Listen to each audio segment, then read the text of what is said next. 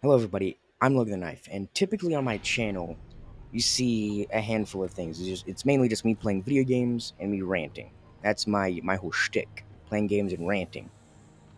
But typically, when I do rant style videos, they're typically more aligned with what people would say would be commentary videos. I look at a video that has some that I think is kind of silly with some dumb points, and I point them out, and I do my best to explain how they're kind of silly. And then on the other side, I just go through Reddit. And and Reddit is really easy, so that's kind of boring to do. But today I kind of want to do a little bit different, and I want to talk about a game series I enjoy, but I haven't got around to playing on the channel, which is Monster Hunter, and more specifically, the difficulty in Monster Hunter and how it truly does not matter. Now, difficulty in Monster Hunter has been a contentious topic for a while, typically in the regards to each game getting too easy, which I think they're not truly getting easy. With each new game, I think the older players are getting better. Like, take me for instance. I am a newer fan of Monster Hunter. I didn't come into Monster Hunter until I played World a couple months after Rise came out. And I remember not being good at the game because, well, I wasn't. I I had to be told by a pal that I could eat. Yeah, I did not know a basic function, most likely because I was an idiot and I was skipping dialogue because I wanted to hunt the monsters. Because I was what? Jesus Christ, how old was I when I played it? It doesn't matter. I was an idiot back then. So, that's the thing. I also just didn't know my weapon. I was using Greatsword at the time, and I don't really enjoy playing Greatsword. I prefer, Sword and Shield and Charger Blade now. Back then, I just played not Longsword, Greatsword. God, fuck. I have no brain today. But I was playing Greatsword. So yeah, I didn't know a basic function of the game because I first played it, and I was an idiot. Just like a lot of people when they first played World, I would suspect. They didn't know this about the game, they didn't know about this or that. They had to sleuth around and look for stuff. I had to be told that you could eat. So I got up until I think maybe Toby Kadachi, maybe Anjanath, and I didn't eat once. It got to the point where I asked my pal, I think it was Nintembro, if he could help me take down, I'm pretty sure it was Toby Kadachi. It was either that or Anjanath. It was one of the two. And he said, sure, I'll help you. And he's like, so we started up the hunt, and he's like, hey, by the way, before we, go out for the hunt, make sure you go to the canteen and eat. Or he said, oh, did you eat yet? And I was like, what? What do you mean eating? He's like, take your ass to the canteen, you're gonna see a bomb-ass fucking cutscene, and you're gonna get health. And you're gonna get health and stamina buff, and an attack buff, depending on what you get. So I did that, and then from that point on, I was able to take more than just one hit before I had to flee and pop a healing potion. A health pot. You know what I'm talking about. Just a little healing potion. And so I thought the game was really difficult up to that point because I was just not engaging with one of the core mechanics, which is eating. I also wasn't truly upgrading my gear around that time, so I was playing like a noob. And also, to compound that, I was just flat out bad at the game. But now, after 2021 was, God, how long ago? 4, 5 years ago. Jesus, I feel old for some reason. I've gotten better. I've played Rise, and I'm playing Wilds at this moment. And I don't know what it is. I think my brain realized something that a lot of other people's brains didn't. And that's Monster Hunter is only as difficult as you make it. Case in point, I was accidentally doing a challenge run, not eating in World, because I didn't know that mechanic existed. So the game was a lot harder for me at that stage, and to compound that, I was just flat out bad at the game. I didn't know how monsters moved, I didn't know how they attacked, I barely knew how my weapon worked because I don't go into little practice areas to do combos because I don't do that. That just isn't the type of game play. That's not what I do when I play games. Even in, games like Marvel Rivals, I don't go into the fucking practice arena with Blade. No, no, no. Day one, I'm playing Blade. I don't care how bad I am. I'm gonna learn. That's how I play games because that's how I find them enjoyable. I don't sit there in the practice area and going, charge this, charge that, and whatnot. But back to what I was saying, people will use the day one experience with the game. They say day one world was so much harder than Wilds, and of course, I can't test that theory out because I don't have a PlayStation 4. I do have a PlayStation 5. I could probably go and sleuth around and try to find a original copy of World without Iceborne and turn off my internet and try to play it. I could try to do that. But I'm playing on PC right now. So it's very difficult for me to kind of compare them. But I noticed that there was a big change in difficulty when I first played it back in 2021 and now when I'm playing it again in 2025. There's a difference. And what is that difference? It's very simple. It's very, very simple. I got better. My first time playing Worlds, I was an idiot. I was randomly throwing attacks because I didn't know how to play Greatsword. I, like I said earlier, I didn't know you could eat. I was a literal idiot when playing the game. However, I kept playing and I beat the game. Did I need help along the way? Yes. I'm not ashamed to admit that I called on friends from time to time. I'm not ashamed to say that. I'm not ashamed to say on the last fight, I called in, a couple friends to help me fight it. I'm not ashamed to say that, because that's what I did. When I first played the game, I was bad. Then I played Rise, and I was still kind of bad at Rise. And then I noticed it's the weapon I was using. I started using Sword and Shield, and I started having a lot more fun.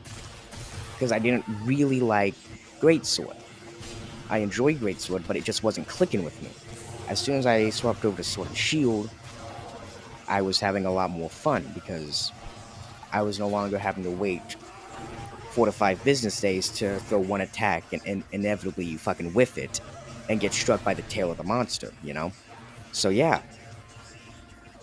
But yeah, I'm playing Wilds and I'm playing World at the same time. And with my newfound skill level, with, all these years of playing 4 or 5 years of playing Monster Hunter now, I've got better. Now, imagine that with people who've played Monster Hunter since day one. Like Monster Hunter World day one. They have 7 years of experience. I have around 4 or 5-ish years of experience because I joined around 2021. So yeah.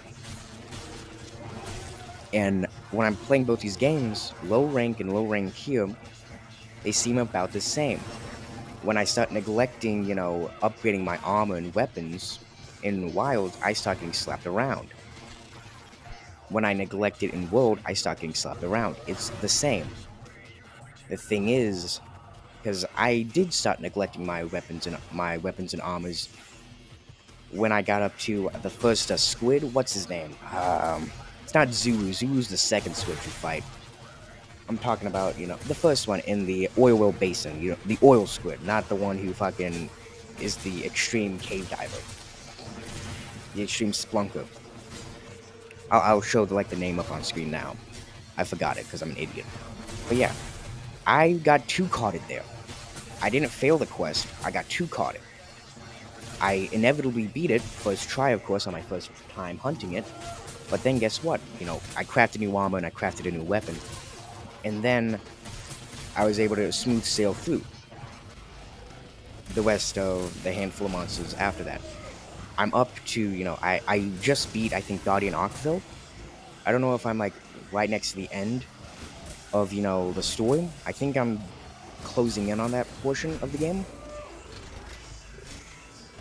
I think I maybe have 2 or 3 more hunts, then the game's over, like the story portion, and then the real game starts. The real game starts. But yeah, the thing is, I'm not sitting here and going at it with my original memory of world because I know back then I was bad at the game. So I'm not going to use my original thoughts of, oh, these monsters gave me difficulty. I'm no longer getting those level spikes here because something's changed, and that's my skill level. Everybody's first time playing a Monster Hunter game is going to be the hardest time they have. So if you've never played Monster Hunter before, I would suggest playing any of the newer games, if you're on PC, of course. You know, you could play World, you could play Rise, you could play Wilds. They're all really, really fun. And if you're seeing people on the internet say that Wilds is too easy and it's a baby game, you also have to remember back when World first came out, you had the same discussions with people from, the generation before that, and so on and so forth.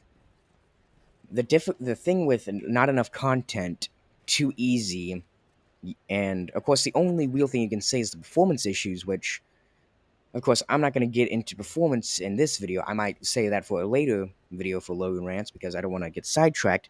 However, when it comes to, Monster Hunter, you have this long line of people saying that Monster Hunter, the newest Monster Hunter game, is too easy. It doesn't have enough content.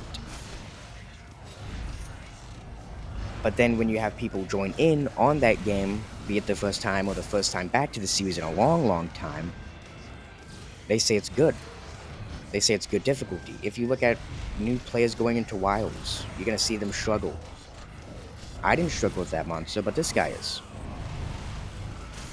It's not because I'm better at video games than this guy. It's because I have the fundamental mechanics of every Monster Hunter game in my repertoire, or at least the game before it. And of course, difficulty is subjective. What could be easy to one person could be difficult to another. Case in point, Dark Souls games. The most recent Dark Souls game, well, not Dark Souls, but Soulsborne game I played was, of course, Bloodborne. And I thought Bloodborne was extremely easy. And you might be saying, and it's not, and I'm not saying this in a, self-masturbatory way, saying, oh my god, oh, I'm the greatest of all time, I'm the greatest Souls player ever. No, because I'm not. I'm dog shit at games. And the reason why I had an easier time in, Bloodborne was because I used all the mechanics at my disposal at that point. I remember I was fighting the Blood-Starved Beast, and I remembered, wait a minute, I have like 40 blood cocktails in my back pocket. I remember using these to get past the wolves because at that moment in the game, I hated fighting the wolves. Like, the little fucking wolves in the game. It doesn't matter. So I said, you know what? This looks like a beast. In its name, it's blood-starved. So, let me toss the fucking blood thing so I can heal. I thought this would just be something that I could use for distraction so I could quickly heal up. And so then he was over there on the corner just fucking drinking some blood. And so then I went to attack. And the guy didn't aggro off the blood. He was still on the blood. So I popped a beast blood pellet. I think that's what they're called. And I popped fire paper to do more damage, and I killed him. Now, you can sit here and say, Logan, you cheesed the boss. That's cheesy. And that may be true, but I was rewarded for an easier fight with using the mechanics in the game. And that brings me to, the kind of gimmick with Monster Hunter Wilds that people say trivializes the game.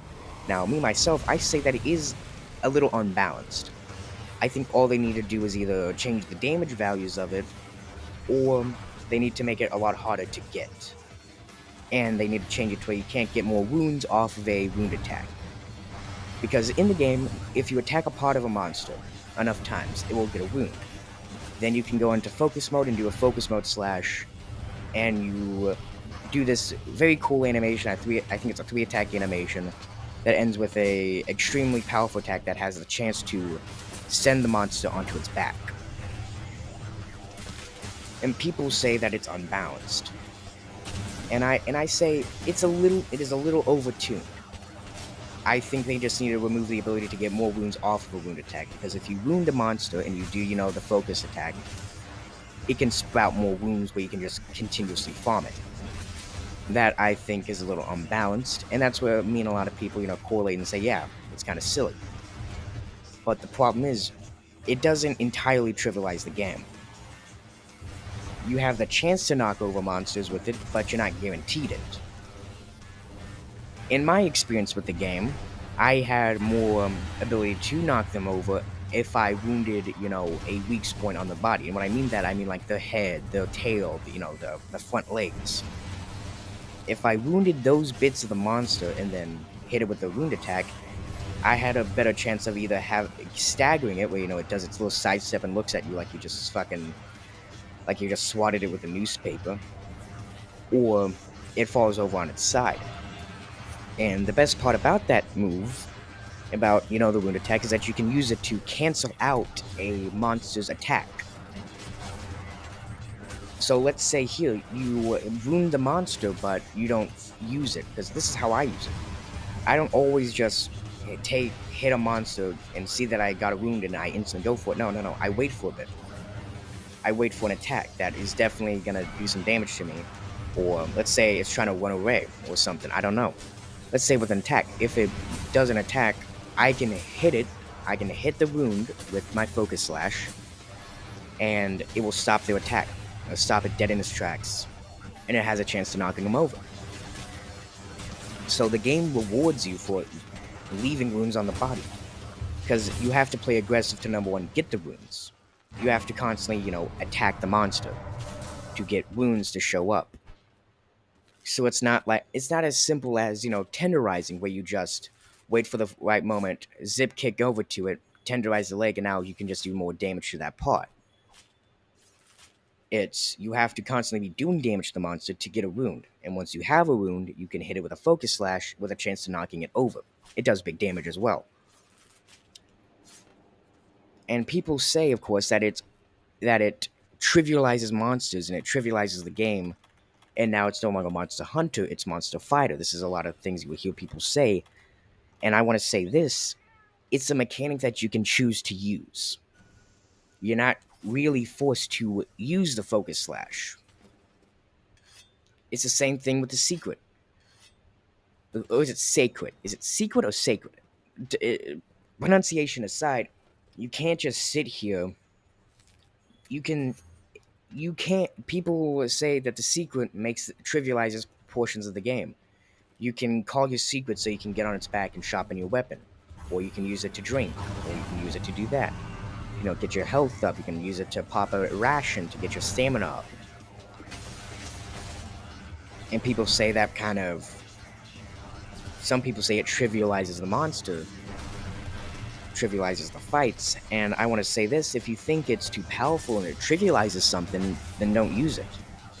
I know that's easy for me to say, and just like a big, if you don't like it, don't use it, but it's that simple.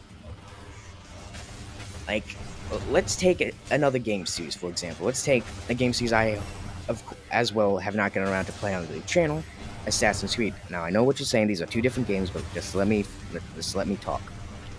In Assassin's Creed 1, you didn't have dual assassinations.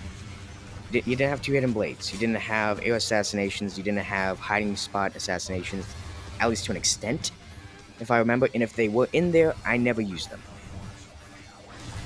And of course, you couldn't swim. And then Assassin's Creed 2 comes out, and guess what you can do? You can swim. You can do hiding spot assassinations. You can do ledge assassinations. You can do air assassinations. And you can also fight with the hidden blade. In Assassin's Creed 1, you couldn't do that.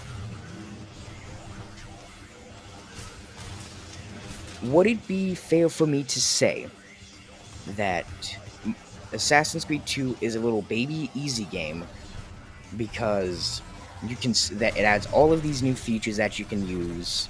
It has the hidden gun, the poison blade, and so on and so forth, and allows you to swim. Would that be fair for me to say that that's watered down the series? That it's made the game easier? Should I sit here and say them removing the thing of going to a little guy talking and following him and or stealing a document or beating information out of a guy and so on and so forth with Assassin's Creed 1, and that not truly being there with Assassin's Creed 2. Should I say that Assassin's Creed 2 is worse and less and a lesser game because it doesn't fulfill the assassin fantasy, and that it's too easy because it adds all these mechanics? No, that would be stupid. I would hope to God somebody calls me a dumbass and fucking tosses me out of the area.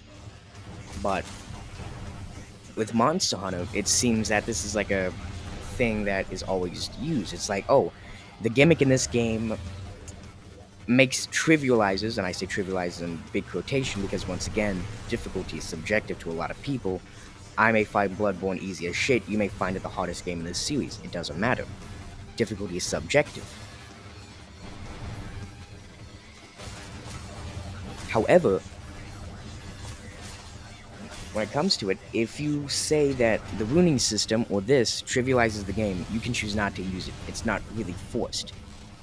You can jump off your secret the moment you can, because you are forced to ride the secret every once in a while. But of course, as soon as you are able to, you can just jump off the secret and never use it. You could, at the start of the hunt, jump off the secret, not grab anything from its pouch, and just do everything on foot. Would it make the hunts longer? Most likely, because you wouldn't be able to chase after it as fast. Would certain things be, removed? Because you can, call your secret in to pick you up after you've been knocked down. And another thing, people point to the secret thing to, being able to grab them and get them out of danger. They try to use this as a little thing of saying it's too easy. You're no longer in danger. When in reality, you can still be knocked the fuck off that thing and take a lot more damage. However, you could just lay there, and because you have invincibility frames when you're on the ground. At least you have so much invincibility frames.